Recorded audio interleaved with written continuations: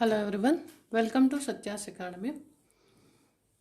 ఈ వీడియోలో మనం స్కోప్ ఆఫ్ మైక్రో ఎకనామిక్స్ అనే కాన్సెప్ట్ని డిస్కస్ చేస్తున్నాం.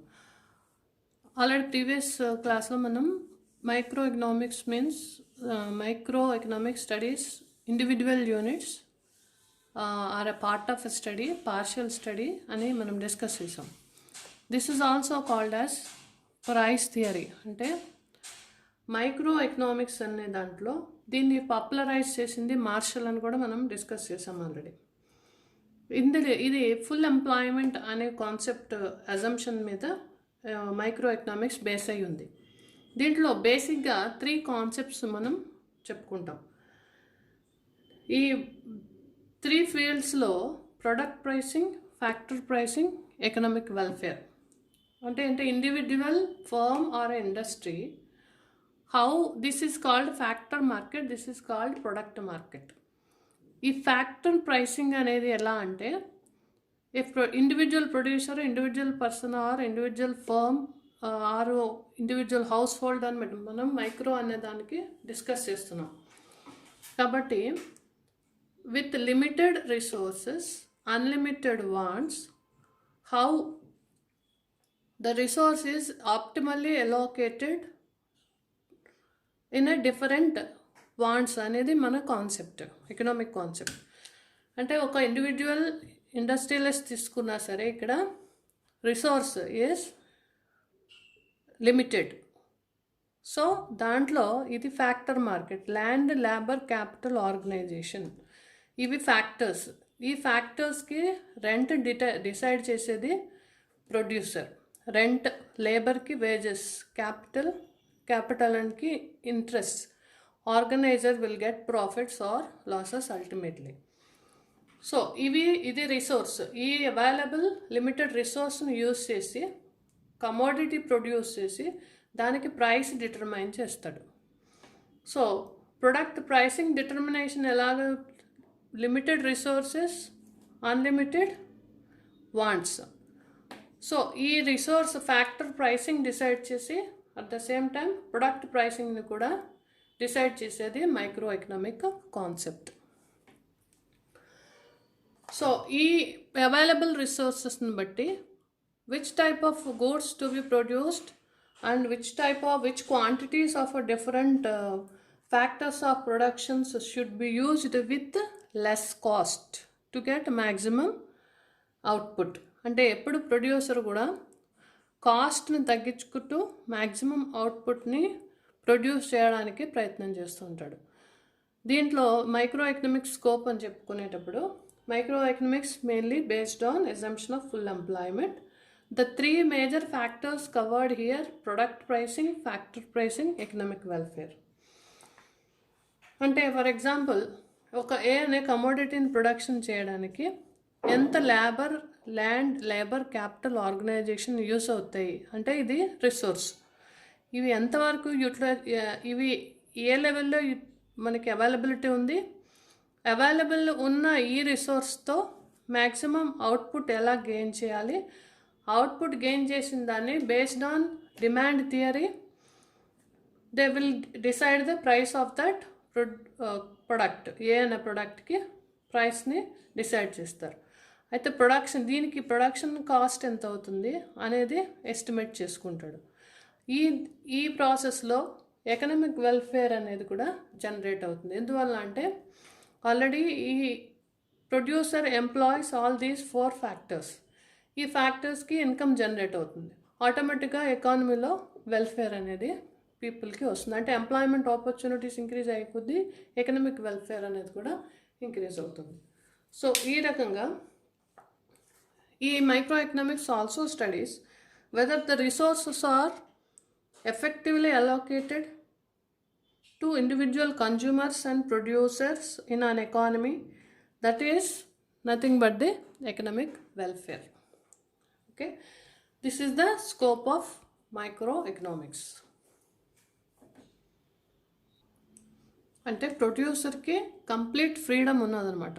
ఏది ల్యాండ్ ఎంత తీసుకోవాలి, లేబర్ ఎంత తీసుకోవాలి, క్యాపిటల్ ఎంత తీసుకోవాలి అని కంప్లీట్ ఫ్రీడమ్లో అతను డిసైడ్ చేసుకుని అది producer demand based on demand గూడ్స్ని ప్రొడ్యూస్ చేసుకుంటాడు. So this is the one of the freedom of decision making. అంటే he has to decide, he can decide the allocation of resources. అంటే ఏ కమోడిటీ ప్రొడ్యూస్ చేయడానికి ఎంత land, ఎంత labour, ఎంత capital కావాలి అనేది డిసైడ్ చేసుకుని వాటికి ప్రైస్ ఎంత ఇవ్వాలి, అంటే ఈ ప్రొడక్షన్ కాస్ట్ ఎంత పెట్టాలి అనేది డెసిషన్ ఆయనదే. At the same time they based on that product, A product demand base చేసుకుని దానికి ప్రైసింగ్ కూడా ఇచ్చే డెసిషన్ మేకింగ్ కూడా ఆయనకే ఫ్రీడమ్ ఉంటుంది. That is called scope of micro economics. So now importance of microeconomics. Now importance of microeconomics. So what is the importance of the study of microeconomics అంటే మనం ప్రీవియస్గా చెప్పుకున్నది ఏంటి, a producer can decide himself which resource should be allocated.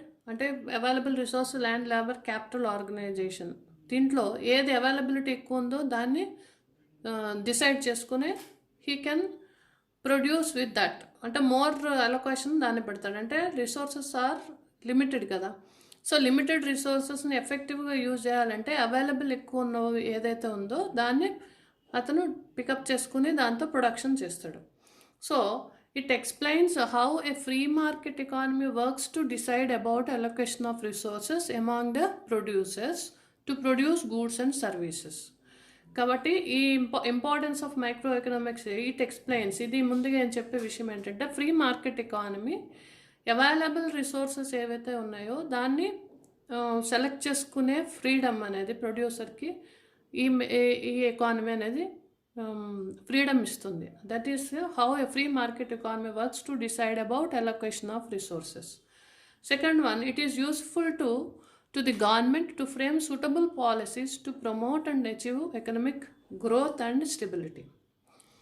So ఇది government policies ఏ రకంగా అంటే government policies ద్వారా producer encouragement ఎక్కువైంది అనుకోండి, అప్పుడు they can produce more and we can get more production and దాంతోపాటుగా మన జీడిపి లెవెల్స్ ఇంక్రీజ్ అవుతాయి, ఎకనామిక్ గ్రోత్ వస్తుంది, స్టెబిలిటీ కూడా వస్తుంది. అది one of the importance of micro economics. అంటే ఇది micro economics explain useful to the government to frame suitable policies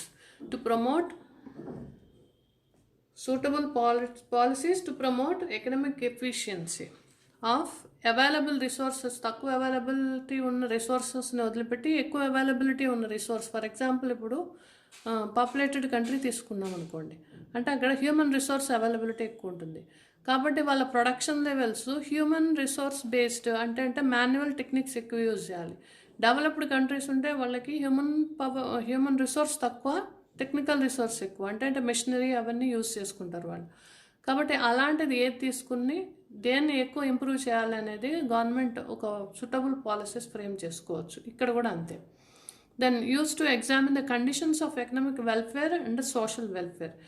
economic వెల్ఫేర్ని యాజ్ వెల్ యాజ్ సోషల్ వెల్ఫేర్ని ఎగ్జామిన్ చేయడానికి మైక్రో ఎకనామిక్స్ ఎలా యూజ్ అవుతుంది అంటే, ఎకనామిక్ వెల్ఫేర్ ఎప్పుడు వస్తుంది, ప్రొడక్షన్ ఎక్కువ అయినప్పుడు కమోడిటీస్ బాగా అవైలబిలిటీ ఉంటాయి.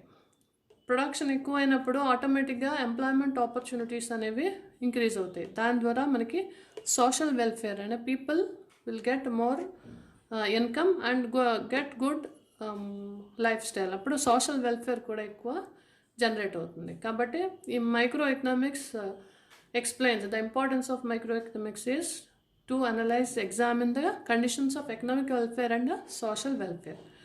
అట్లాగే micro economics also give the importance to the international trade. అంటే ఎక్స్పోర్ట్స్ ఇంపోర్ట్స్, ప్రొడక్షన్ ఎక్కువ చేయడం, ఎక్స్పోర్ట్స్ ఎక్కువ చేసే అవకాశము మైక్రో ఎకనామిక్స్ ద్వారా మనం, ఇది one of the importance.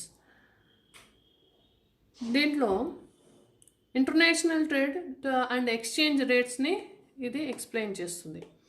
At the same time tax burden between producer and consumers also can be explained with the micro economics. ఎట్లా distribution of incidence of burden of a commodity tax. అంటే for example producer taxes burden government ఎక్కువ అయింది అనుకోండి, ఆటోమేటిక్గా దాని impact consumer goods మీద పడుతుంది.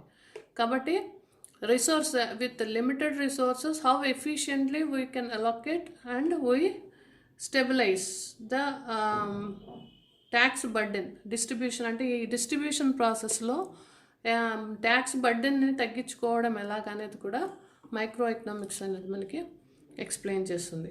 So these are the importance of micro economics.